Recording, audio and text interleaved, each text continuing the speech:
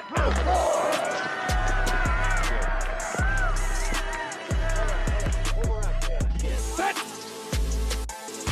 4, 3, 1.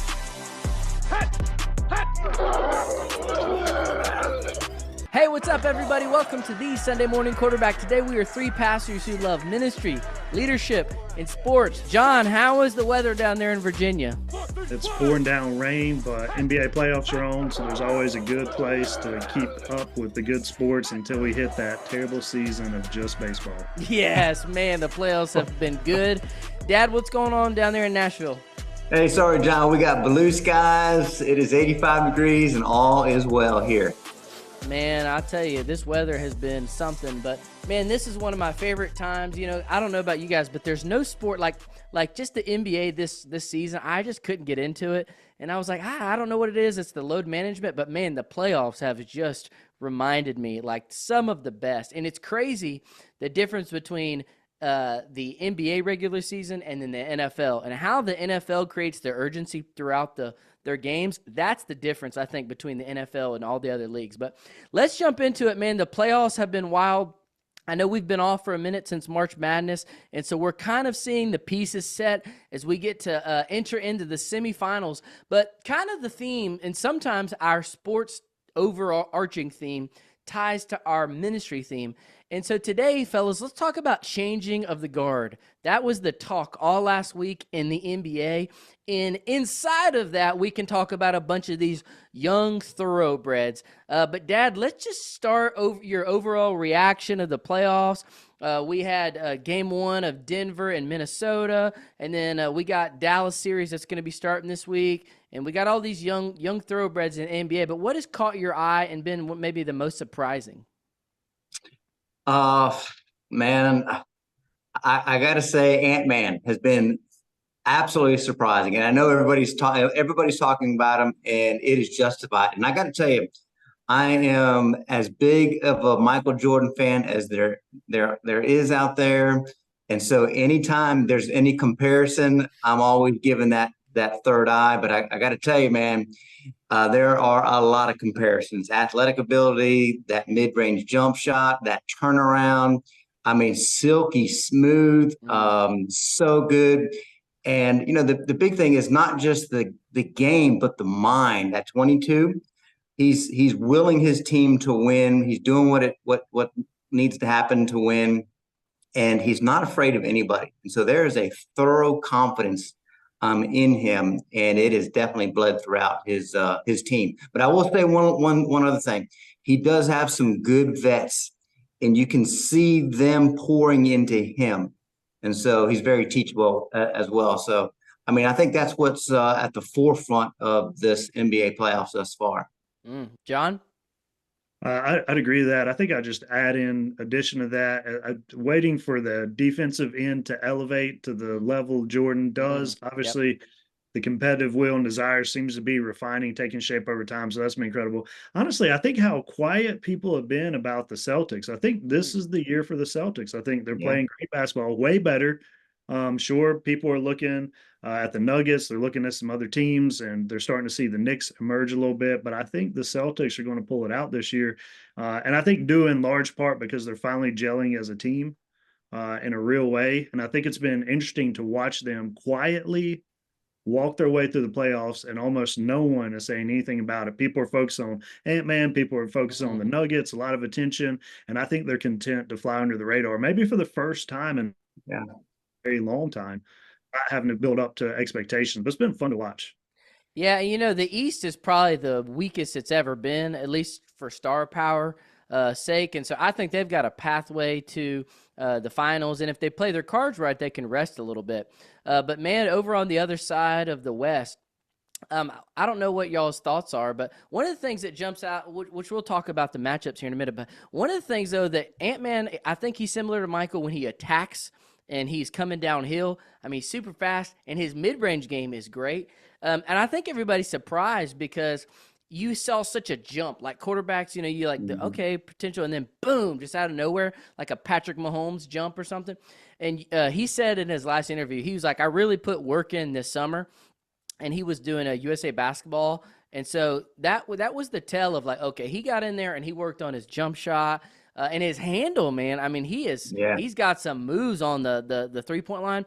So he's got bits and pieces of like a little bit of everybody because he's so long. And I'll be honest, man, Karl Towns played a lot better than I thought. He's kind of got the rap of being soft, and the second half they were like, hey, the supporting cast has to step up. Man, Mike Conley was dropping threes from all over the place. So I think the question is, Denver, all these teams, the Lakers would come out roaring, and then Denver would just let everything settle, and then they'd flex their muscle. Because we know that Murray's not going to keep having bad games as he kind of recovers. Michael Porter Jr., man, he's a great shooter. I mean, he gives you a solid 22 a game. And man, Joker, I mean, he is just so darn dominant. It's just impressive to watch. So, how do y'all think that series specifically is going to shake out, Dad? Well, I think this next game is going to tell. So if Denver squeaks by, I think it's going to be a difficult series for them because I think you're going to get their best game. They cannot go down 0-2. They've already lost the first one. And so if they come out and win by 20, I think it's going to be a good, long series. But if they just barely squeak by or even lose, if they lose, they are in big trouble. They don't have the bench that they had last year. They got some injuries. Their Robin is not doing well right now. So they need to be on all cylinders to go against this young upstart team. And really, Conley as the point guard, he's been around. And so they've got the bigs. They've got a great general in Conley. And then you got, this new budding superstar.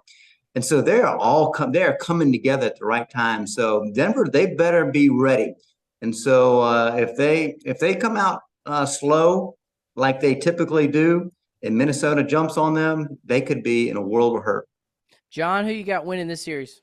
Yeah, I think the Nuggets take it. And let me share why, because I don't think Towns is going to come out every night and play extremely well. I don't even think some of the veterans or the role players are going to be able to support. I think Ant-Man's going to go off 35, 40 points a night. That's not going to be enough to win the game. I think he's going to have a lot of competitive edge. A lot of people are making the comparison between them and the Dallas Mavericks when Dirk and them ran Miami out of the building. I don't think they're quite there. I don't think the team is quite as filled out and accomplished. And I do think the Nuggets have one of the harder teams on the matchup side, both offense and defense, to really have to go against for that many games. And so I think they're going to pull it out 4-2. I think it's going to be a bit of a wave the next two games. They might drop another one, but I think the Joker is going to help manage the game more effectively moving forward. Yep, I agree. I think a best case scenario would be Minnesota takes it to 7, but man, I just can't see. You can bank on Joker and Porter Jr. a lot more than you can Karl Towns. Now he's got a shot. It's like, all right, you want to prove it. You want to show that because I think his contract's up, and there's a chance they could, move him or do something with him. And so we'll see how consistent they can be. Because can they? Hey, let me just push back a little bit on one thing with Towns. All right. I think now that he's not the number one. Yeah. And he's the number 2. I think that has taken a lot of pressure off of him. So now there's a little bit more freedom, and you play much better when you have some freedom. And so I think that's going to be key. So we'll see. We'll see. It's going to be interesting. They also were pointing out, Denver doesn't have a lot of size. And they do with Gobert and with all these long guys. And, man, that guy off the bench. They got 3 of them. They got 3 of them. The 6th man, I think he's from LSU. I can't remember his name. He was tearing it up. So that'll be an interesting thing, the matchups. And then, obviously, over on the other side of the West, you've got Shea tearing it up. And so I want to see, which I like it. It's fresh. And let me also say this. I think this young generation, we talked about changing of the guard. I feel like I like the Euro ball style a lot better than ISO ball, which somebody said, and we kind of shift gears here. So the whole talk has been, the passing of the baton, and I feel like the end of the Big 3 era is kind of ceased. And, look at Phoenix. It just doesn't work. You can't just plop 3 superstars, not enough shots. Now people are looking for more two-way players or specialty. And so I enjoy this brand of basketball. Even Minnesota, moving the ball around, having a good point guard. I think it's a more enjoyable game to watch. And so that's interesting too. So I want to see some of these, can Oklahoma City, are they as good as their record is? and can they continue to move on? Hey, let's talk though. What do you guys think, John? What are your thoughts on, Steph Curry didn't make the playoffs, LeBron's bounce, Durant's taking a step back? What are some just bigger implications of just this new change in era, and how do you think all that, lands? Yeah, I think it's both interesting to watch it unfold. You're also watching some superstars wrestling with letting go of the limelight, and they're making statements. Just one by LeBron James in particular, where he said, "We're just talking about basketball." Like I think that statement, press conference, I get you're upset. I know you lost. That's going to haunt you because, yeah, sure, it's just about basketball, but honestly, that's your whole life. That's what provides millions and influence, and it's just basketball now because you've already ascended all these other things. And I think you're looking at a guy that's probably wrestling with letting go of greatness, realizing that his time is slowly matriculating down. And how do I really kind of help encourage the game forward? And in my mind, you think of people that obviously have to do that. Russell, Jordan, we watched Jordan wrestle through that with the young team, trying to invest in them, maybe even controlling too much. And so people wrestle with that different ways. What I do like, I think within that kind of scope is you always wonder with the ascension of particular superstars, how will anyone ever replace a LeBron James, a Steph Curry, and other stuff? And what you're starting to see is, Jokic's right there. He's playing extremely well. Nobody saw that coming 4 or 5 years ago. You got Ant-Man that's ascending. You're looking around. You're like, wait a second. I think we're going to be fine. And I think it's probably going to would be helpful moving forward as the NBA is, I think, looking to adjust to make more allowance on defense to better control the game because it's a little bit offensively out of hand now. I think that's going to ascend some superstars that don't score well on one end, but play extremely great defense, who used to be known for defense, but over the last 5 or 6 years, defense has been pretty non-existent. Yeah, that's a good point. Something else, John, while you were talking, I was thinking about, and I actually think this is a good thing. If you look at a lot of the young superstars, they were talking about how Ant Edwards can be the face of the NBA because a lot of the younger stars, they're not that big personality. You think about Jalen Brunson, who's another one. He's real low-key guy. If you think about, what's his name at Boston from Duke, he's real low-key. Jokic doesn't really care about the limelight. Shea's real kind of laid back. And so I actually think that could create a more stability. These guys that stay, and then instead of wanting to jump ship to, a major market. And Dad, what are your thoughts on the changing of the guard? Well, number one, I think it's going to be interesting to see what like Durant and LeBron and Steph, what do they do? They're kind of stuck with their teams right now. And so are they just going to play the next 2-3 years, slowly deteriorate before our eyes, or are they going to, go ahead and lead the game, or force their hand and make all these moves and all this talk on social media and all that to force their hand once again? So it's interesting because I think that they're kind of stuck. So it's going to be interesting to watch what happens with them. But I also think it's interesting how, in reality, there's more of a pull for more stars because you've got more European players coming. And if you really think about it, a lot of the European players are the stars. And so now more than ever, the pool is bigger for bigger talent. So I think you're right, Joseph. The bombastic personality may not be what it once was, but I think you're right because I think you will have a lot more stars and a lot more locations that will bring a better playoff scenario. And I think that's what you're starting to see right now. So when you're a star and you can bring it on the court, I think that's good enough to be what the NBA needs. You don't have to have these massive personalities to make all this draw. We want to see good basketball. We want to see good teams, and we want to see good playoffs. Hey, real quick, one series we didn't touch, and just I'm going to popcorn it around. Winner, you got who y'all taking between Dallas and Oklahoma City, which I'll go first. I'm going to take Dallas, and I love both of these options. The Western Conference Finals, you got Luka in the Euro versus Jokic. If Denver, that'd be a great matchup because they're friends, similar style. But I would also love Luka and Ant-Man, or Kyrie, Luka, Ant-Man. I mean, that'd be pretty appealing to you. So real quick, who you got win? So I got Dallas. Dad, you got Dallas or OKC? I got Dallas, and I got Dallas because we're starting to see the maturation process with Irving unfold before our eyes, at least on the basketball court. I don't know what he does, personally, but on the basketball court, it seems like he's really matured. He's kind of just keeping low key, playing good ball, trying to facilitate and score, depending on how the game goes. Play defense, both of him and play Luka playing defense. Yeah, I heard that right now. That's the most important thing for him, is to play good, hard defense. And hearing that from him is a big deal. So, John, are you I Dallas think they too? can go far. What's that? John, are you Dallas too? I'm actually going to kick it over to OKC, and I think it's 7. Only because I think if I've watched Kyrie Irving enough, sometimes in games he disappears. Yeah. And, it's not the flat earth conversation. It's not any of those things I'm concerned about. It's that he'll just disappear. He'll ghost out, which is what he did with LeBron, and that caused a rift. And so I think, honestly, with OKC, I think there's too many options. With Dallas, you have 2 main players that you can kind of control, manipulate. Yep. I think OKC kind of builds into the mold of the Nuggets, and they have too many options. So you go, hey, if you slow these 2 guys down, that's fine. We have a 3rd and a 4th option that can fill it up on any given night, which I think presses the game to 7. So I think they can win it in 7. Both fun series. Hey, and one more thing too. Talking about this style of play, I feel like the Euroball and all these young guys have brought the mid-range game back. Because there for a while it was like 3 layup. Where you look at Ant Edwards, he's a lot of mid-range. Luka's got the fall away.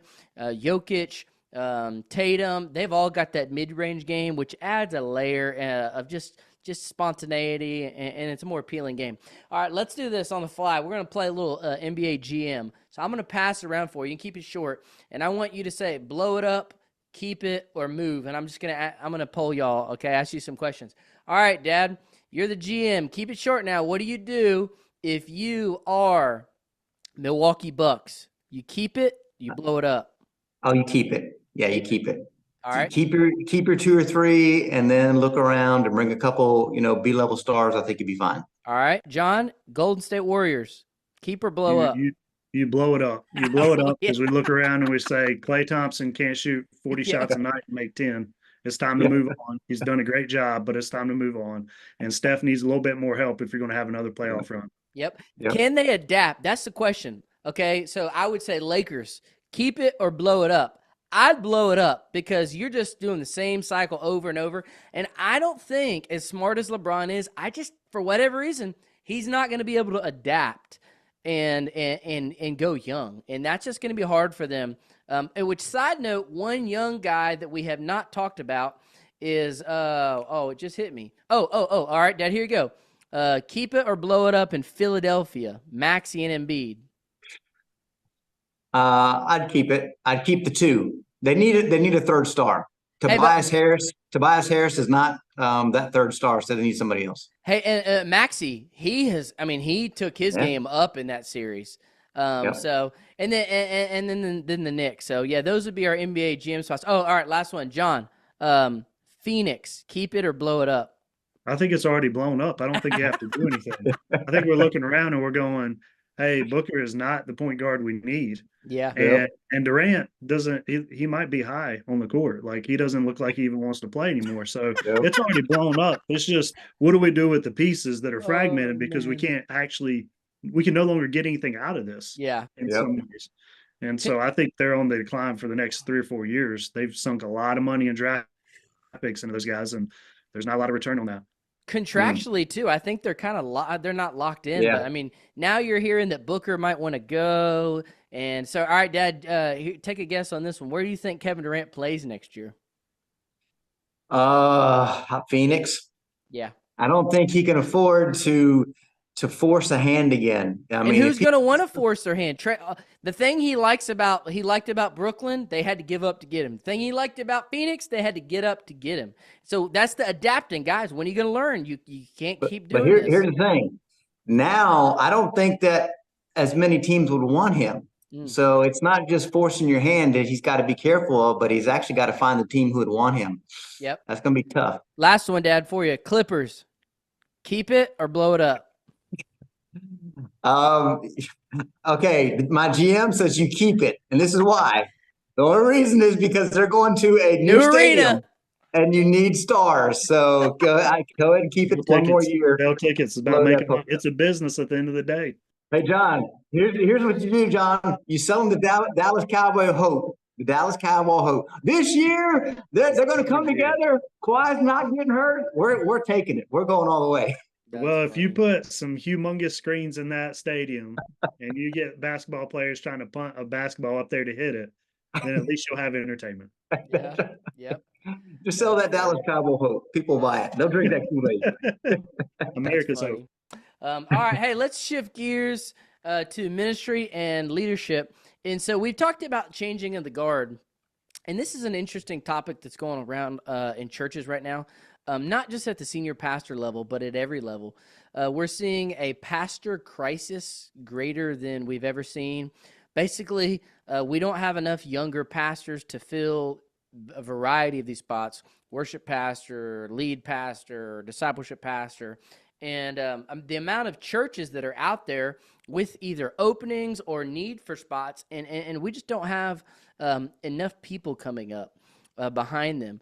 And I don't say any of this to demean Generation X or some of the boomers, but the old school Southern Baptist way was, hey man, this is my pulpit. I don't let any other guys come up and preach.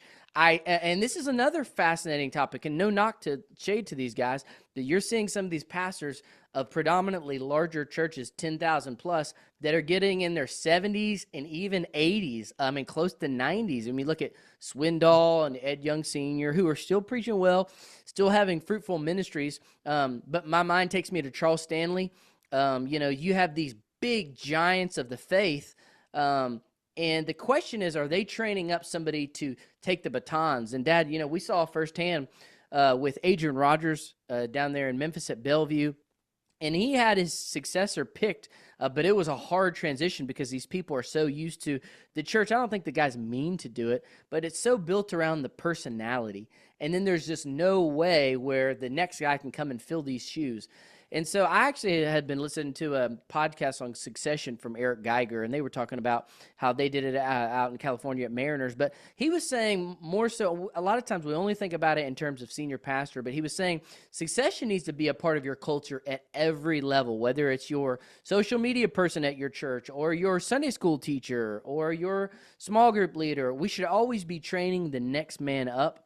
And we should be, you're seeing a movement now, I think specifically, John, through ministry residencies and internships where you're building a structure where young people with a heart for the Lord and a heart for ministry can come and learn and cut their teeth at a young age and learn the culture of the church, so that when the church needs a youth pastor or a college pastor or whatever, they're not having to go outside because they've already started a harvest system where they kind of like, baseball, you got the next guy up. So I want to talk a little bit about the changing of the guard. How can we, as the next generation of churches, maybe shift our thinking a little bit to not get stuck in some of these peculiar situations? And I don't know, it's a wide topic, but what comes to mind, John, when you hear this? Yeah, well, I think, you got the opportunity to think through ministry as it's taking shape. I think you were right with the last generation. You see a lot of ministry built around personalities. You got Falwell built a ministry around his personality, his beliefs, and kind of kept that ministry going almost single-handedly at sometimes, and not allowing maybe other people to jump up into that role. And we could list the other ones. I think with the coming generation, and including myself, is my role, my ministry position, those things don't fulfill all of my identity, nor do I want to be the center of everything. I think that's hard for the church to embrace. I think church loves big personalities. I think leadership always enjoys a bigger, larger than life personality, where the center in on one particular person that'll draw people together. But I think as we move forward, you got to look at opportunities to say, I can't wait until I feel like I'm ready to take my hand off the wheel, because it's too late to raise somebody up, because I'm already halfway maybe exiting in my mind. But I need to integrate that into my life, both through opportunities of co-leadership, but also to shine the light on other guys and really take a decreased attempt to take our own spots. And I think that's at every level. I think the more you have the opportunity to shed responsibilities and sit in the pews and watch other people lead, the healthier church is going to be, the healthier you're going to be. And I think as you move forward, it gives a better expression to the church that's not centered on one person. But I'm not even the oldest or the youngest on this thing, so y'all probably have some wisdom here to add to that. Yeah, that's good. Dad, where's your thoughts take you? Well, I think this can happen at every level. I think a lot of times when you're a smaller church, you think, well, we're just barely getting it done, and but you have to be spiritually sensitive and listen to people, because I think more and more folks, they don't really have an understanding, especially if you're younger, of what a called ministry is. And so sometimes they need the be helped flushing that out.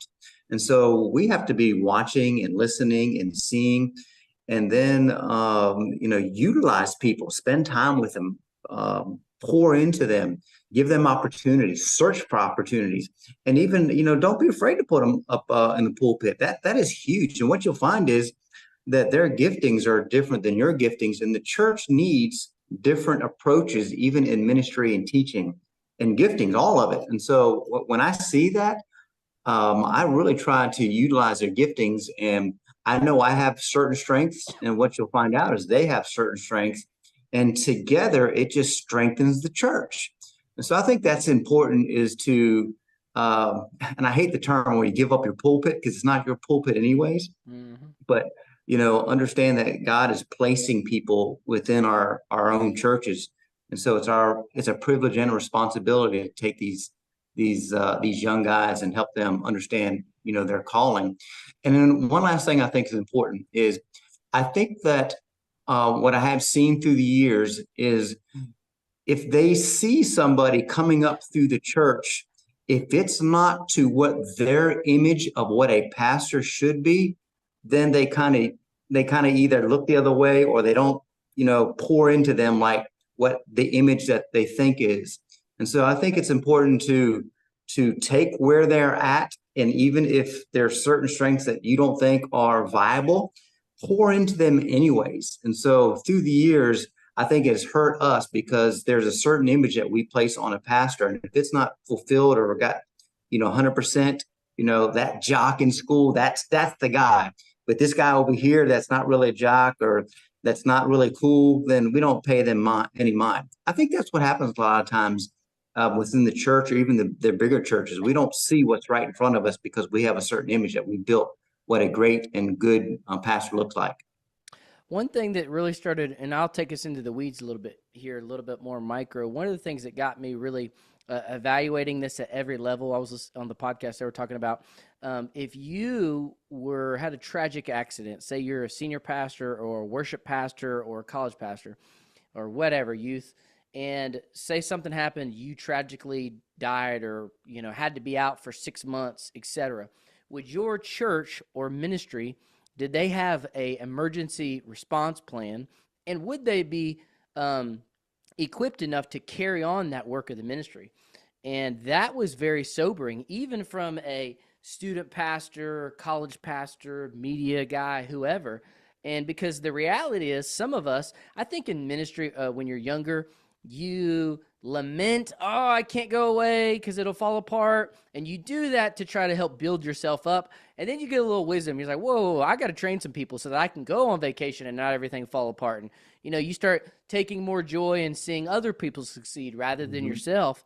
But one of the things, I think a lot of leaders lead in such a way where it's all around them. And I'll even take a step further. If you're a lead pastor and you're preaching, have you trained up, John, your elders or your deacons to hold down the doctrinal, fabric of the church? Some of our churches are so based on our thinking, and we set the spiritual doctrinal tone. But have we prepared them in a way where they can carry that? Hey, this is our theological position on, pick your poison on the different things. And And so that was something for me, even at a grassroots level, of some of the smaller ministries that I have a hand in. If we're gone tomorrow, I didn't have my people trained up enough where they could keep it going. It was too dependent on myself. And so that was something that was very eye-opening, I think, from a big picture thought. John, any thoughts on that? Yeah, I think it's necessary, especially if you have elders ready to kind of lay elders, paid elders, the whole gamut there. They have to get opportunities in the pulpit. In fact, this week I'm not preaching. One of the lay elders is jumping in there to preach. He does so probably twice a year and has so every year since I've been here. He's growing in his ability to handle the word. People are coming to him as a teacher and not just a guy that's in the crowd.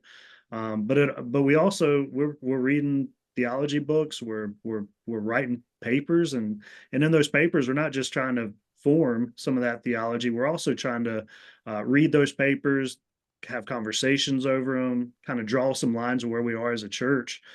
Because I know some of these guys aren't going to disappear off to seminary for 5 or 6 years and then come back and say, okay, I got a good basis. So how does the local church actually begin to raise up and to equip its members, both pay and lay guys, to be able to come and lead the church and be ready?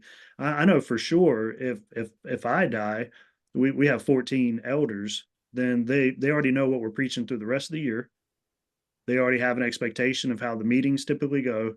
They have bandwidth. They've already preached many times in the pulpit.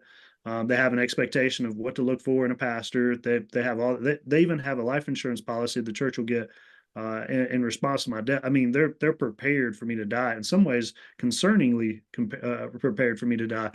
But at the same time, I think that's got to be your activity. If you come in, you think I think we plan in 10-year increments, and I think that's good.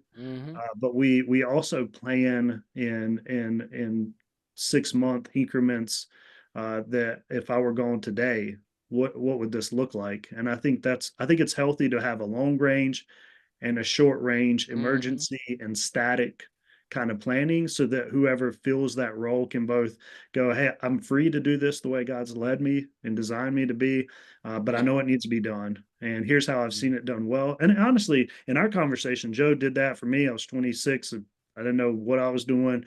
He gave me opportunities he probably shouldn't have given a guy my age and my bandwidth. But I look back at that, and that's honestly, in a lot of ways, I've been able to see other guys raised up in that role, because I see it affected my life and it impacted my life in such a way that I go, I want other people to have this opportunity.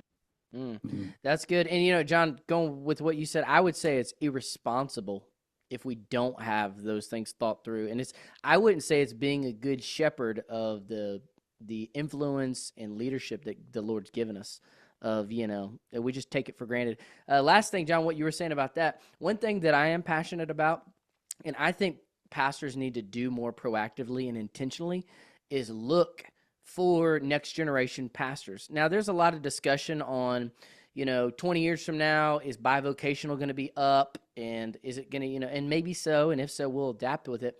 But one of my favorite things to do is to find a 12-year-old, 15-year-old, and who I believe have some ability, leadership ability, ministry ability. You can see it very early. And just speaking the possibility, doing two things. One, telling them, hey, you're being told you can be a this or a that or a that, but I also want you to know, like, you can go and devote your life to studying the Bible, to serving the church. This is a viable option that you can do. And then the second part, John, what you're talking about, is speaking that into them at a young age. And typically I try to give their parents a little heads up, but like, hey, I just want you to know, I think your kid has the ability to be a pastor one day. I can see it clear as day. And some of the best examples come from when somebody speaks in, very clearly. John was teaching a second grade, John? Yep. Second grade at a local school, and it just, bam, it was like a little flicker, and then it just went, whew, and Dad spoke it into him a little bit, and then the Lord took it and ran with it. And so I think we need to do more of that. And my thinking is, because for a while I went into, well, are they called, are they not? It ain't up to us. I just say cast a wide net, and the Lord will weed them out. And I don't mean that in a bad way, but like, hey, if you're not called, John, I remember in our college days, everybody, well, I want to be in ministry if I can go to X church. And it's like, okay, well, what if the Lord wants you to be at this church? well, I don't, and it's more appealing, and it's like, okay, you're not really called. You're just called to one place. And so I Yeah, say and cast a what? Go ahead. I was going to say, and the word affirms that, right? Like it's Yeah. a good thing to aspire to the office of elder. So Yeah. when you're looking at that, or overseer, however your translation breaks that down, I think that's a good thing to have aspirations that, whether you get that fulfilled or not, right? That's not the end goal. It's that you're leading in such a way that other men would aspire to that role, and not Mhm. to be you, but to shepherd the flock. And I think, like you have a ministry path, right? Joseph, 6 years old, wearing a full suit, ready to go preach at his first church, right? Like I have a different ministry path, 26, just kind of stumbled backwards into ministry. And I think the beauty of that is somewhere along the way, we saw someone who was pastoring well, and we thought, man, could I aspire to that kind of faithfulness within the church? And I think, as time progresses, you and I, when we take the time to invest in that generation, are going to look at your life, right? They're going to do as God's word says, like evaluate your life of faithfulness and see what the contents of your faith is actually proving. And the ones that are doing it well, not just on the stage, but off in disciple making relationships, I think are going to continue to produce other leaders who are able to lead. And you see churches doing that. And I think the more those churches do that, the more people are drawn to that pipeline to get plugged in. Yep. And Mhm. another thing that's another shift too is it doesn't just relate to younger people. I mean, we have a person who's been everything at our church, chairman of the deacons, chairman of the personnel, a trustee, and he's 48. And I jokingly told him 5 years ago, I said, "Hey man, you missed your calling. Should have been, in ministry." And he just kind of chuckled. Well, he's stepping onto our staff now. And it's a position that we wouldn't have been able to hire from the outside. We needed somebody who knows the day-to-day and knows the philosophy and bleeds our same blood and understands that. And how awesome is it for people later in their life, past their college days or whatever, being able to step into the Lord's work. And so I think the template has been shattered. And I'll say this too, John. I don't even think it's just in terms of elders. I think that, like, for a lot of times we would just hire pastors for every position that don't do certain things well, administration being one. And you're seeing churches now create space for females that maybe have gifting at female discipleship or local outreach or missions heartbeat or take your pick. And so the mold of this typical pastor, youth pastor, children's worship, and that whole mold's changing. And I'll end on this. And my dad and I have talked about this because our ministry context is different. But for any church that has the ability to create some type of residency or internship program that has enough ministries to need it, is totally worth doing it. And I would go all in, not just to summer interns. I think summer internship you can dip your toe in. But then if you find the right people that, they're local, they live in your city, and they're going to college, and they just want somewhere to cut their teeth. And we've even talked about sometimes it's having them create ministry, even if it's saying, hey, I'm going to pay you $100 a week, or I'm going to give you a free place to stay. And I don't want you to come on campus. I want you to go to pick one school, and twice a week, just go build relationships on behalf of the church.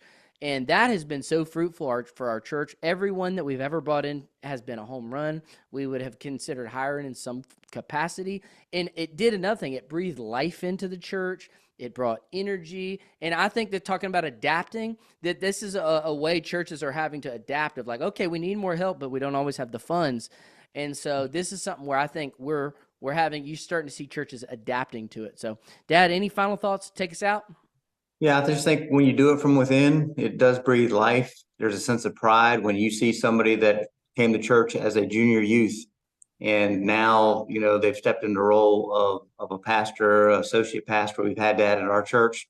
He grew up there, started working with the youth, then took over the youth, then became a youth pastor. Now he's our executive pastor, and he's a great preacher. And so there is a sense of pride and excitement, and it does breathe life into the church when you see one of your own from the inside now become a champion for the Lord. There's nothing better than that. Yep. All right. Well, hey, we'll be back soon with NBA playoffs, catching up. Fellas, have a great day, and we will see y'all later.